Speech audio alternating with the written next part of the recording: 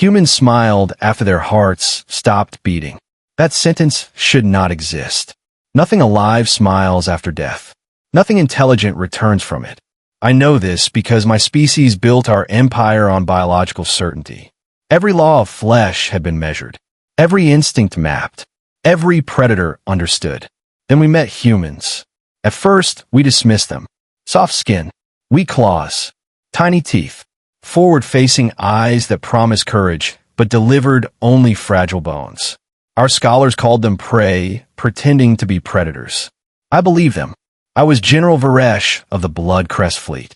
I had conquered 31 worlds. Entire civilizations surrendered when my ships entered orbit. The smell of fear always arrived before the battle. Humans smelled different. Not fearless. Not brave. Just curious. That made no sense. Our first encounter happened on the ash world of Carthes, a mining colony. Only 83 humans remained. We landed with 6,000 soldiers. The mathematics pleased me. No species challenged those odds. The humans gathered outside their shelters. No barricades. No heavy weapons. Some even carried containers filled with food. Food during an invasion. I concluded they misunderstood warfare.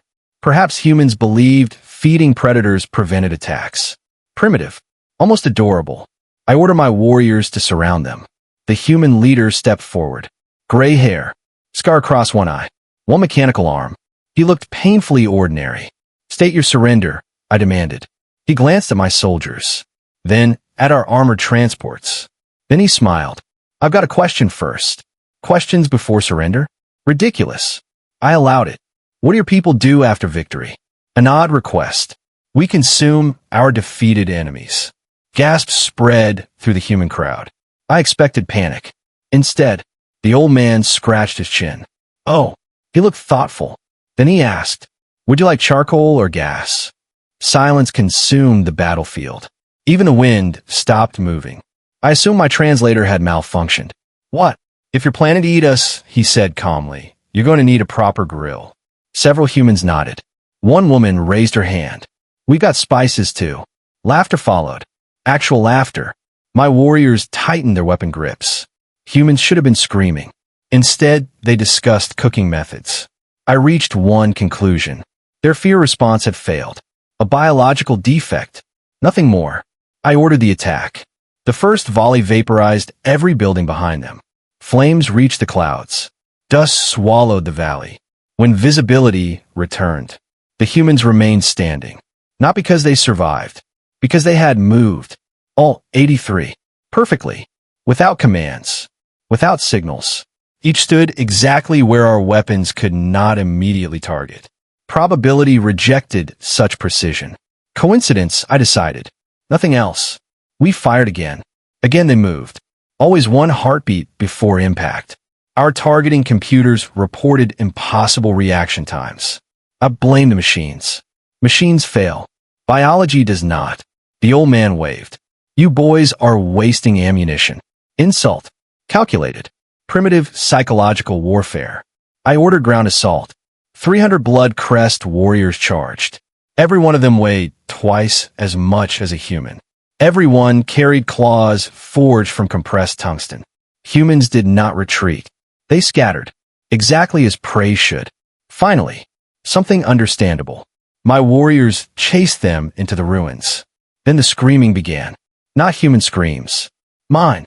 The first soldier emerged missing both arms. No blood. Clean cuts. Impossible. Humans carried no blades. He collapsed before speaking. The second returned dragging another warrior. Both helmets had been crushed inward. No weapon could produce that shape. Then neither soldier breathed again. I studied the recordings. Nothing. Camera feeds glitched for fractions of seconds. Each interruption ended with another dead warrior. Invisible attackers? No. Life sign scanners detected only humans. 83. Always 83. Never more. Never less. The pattern comforted me. Patterns meant control. Control meant understanding. I ordered thermal scans. Motion sensors. Quantum echoes. Every system confirmed the same answer. Only humans. Only 83. Then why were elite predators dying? One survivor stumbled back. His armor looked untouched. His eyes did not. He struggled to breathe. They smiled. Of course they smiled. Predators display teeth before killing. An instinct. Finally, human behavior made sense. I almost felt relieved. Then he whispered something stranger.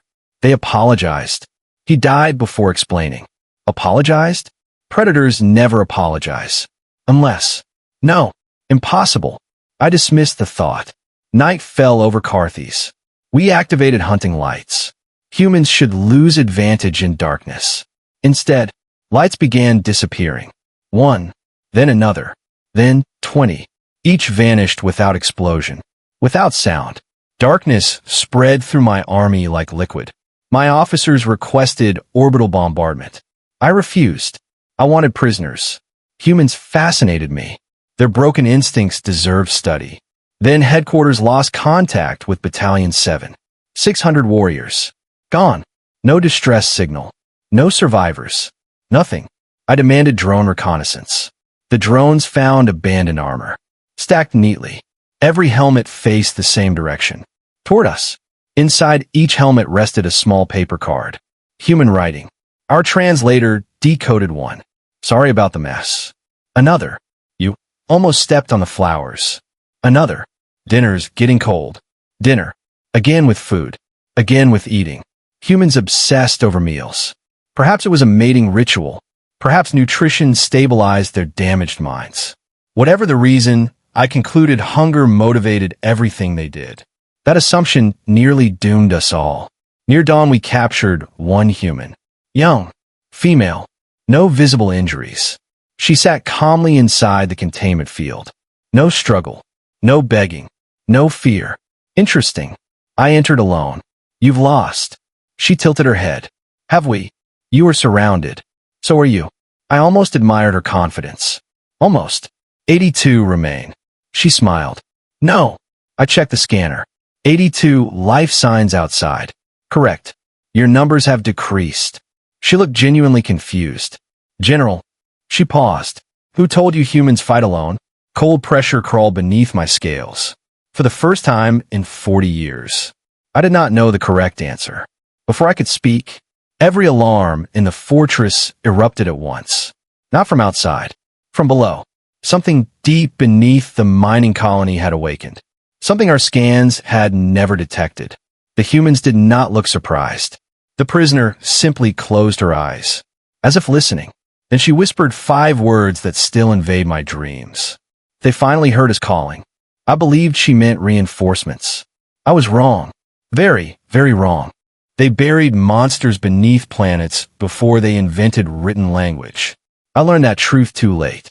Every warning alarm inside the fortress screamed at once. The sound vibrated through my bones. Not from orbit. Not from the battlefield. From beneath us. I stared at the prisoner. She looked almost relieved. Not hopeful. Not excited. Relieved. I reached the only logical conclusion. Humans had hidden a superweapon underground. Primitive species always compensate for weakness with machines. I ordered every engineer to locate the buried reactor. There was no reactor. Only empty tunnels. Kilometers of them. Older than the colony. Older than the mining equipment. The stone walls carried scars that looked melted. Nothing natural could shape rock like that. Then the first tunnel camera went dark. No explosion. No static. Just gone. The second disappeared 30 seconds later. Then the third. Whatever moved underground ignored our sensors. Impossible. Everything alive produced heat. Everything mechanical emitted energy. This produced nothing. I blamed human stealth technology. Again, I was wrong. The floor shook. Dust rained from the ceiling. My soldiers tightened formation. Predators survive by standing together. Humans did the opposite. The prisoner laughed. They're waking up grumpy. Who? She looked at me as though I had asked why stars shine. Our neighbors. Neighbors? No intelligent civilization had ever been recorded beneath Carthes. My scanner confirmed empty rock. Then the rock breathed. One long inhale. The entire fortress moved upward by nearly a meter. Not from an earthquake. From something beneath us expanding. Thousands of soldiers froze. I did not. Fear wastes seconds. Command saves them. Fire into the tunnels. Energy cannons illuminated the darkness. Nothing answered. Then every shot stopped. Not because we ceased firing. Because the beams bent. Light curved downward. As though swallowed. Physics surrendered. A claw emerged. Not metal. Not flesh. Stone. Living stone. It rose silently. Larger than a dropship. Then another. Then dozens. Creatures climbed from beneath the planet itself. Eyes burned like molten suns. Bodies carried forests growing across their backs.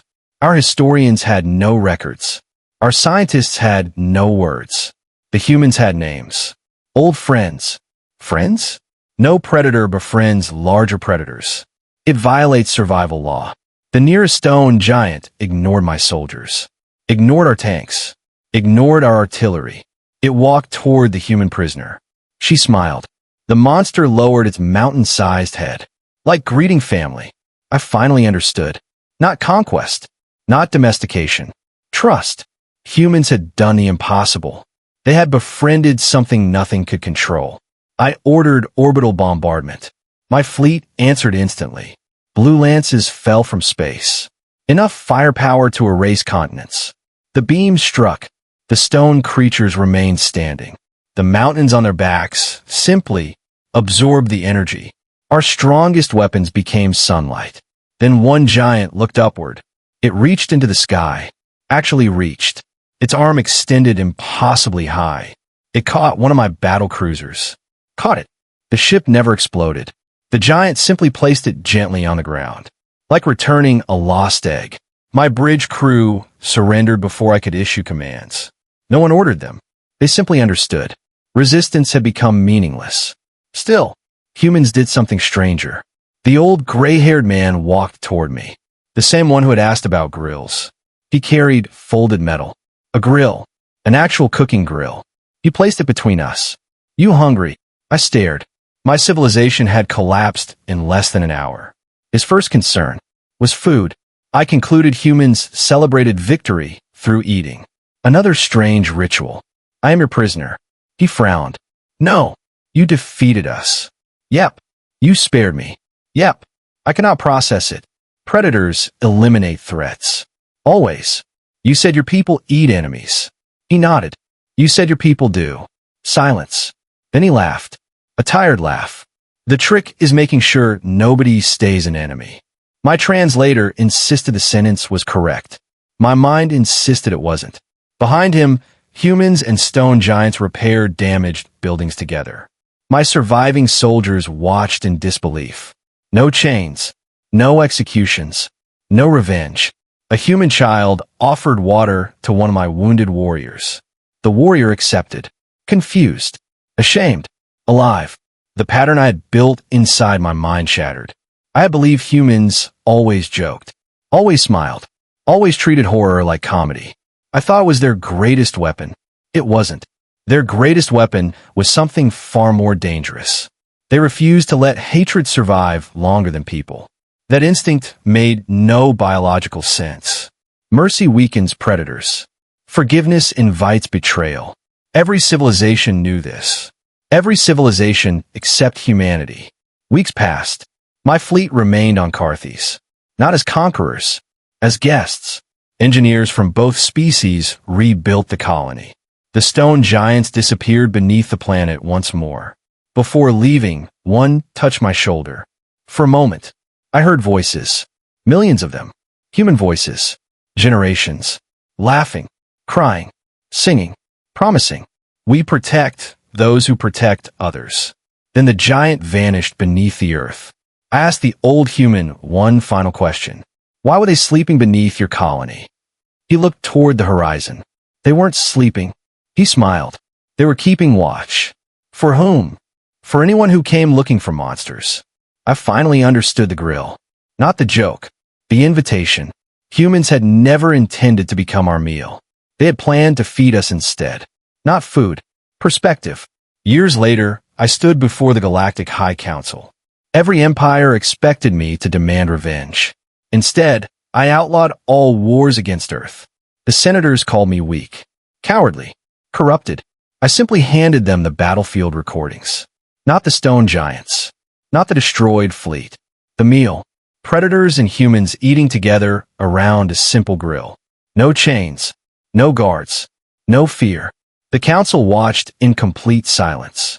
Because every intelligent species understood one terrifying truth. Any civilization powerful enough to destroy you is dangerous. But a civilization powerful enough to forgive you cannot ever be defeated. I began this testimony with the impossible. Humans smiled after their hearts stopped beating. Now I know why. Because the thing keeping humanity alive was never inside their chest. It was always inside everyone else they refused to let become an enemy. If you enjoyed this HFY Sci-Fi story, don't forget to like this video, subscribe to the channel, and turn on the notification bell so you never miss the next epic human adventure. Tell us in the comments, what would you do if you face humanity for the very first time? We read every comment.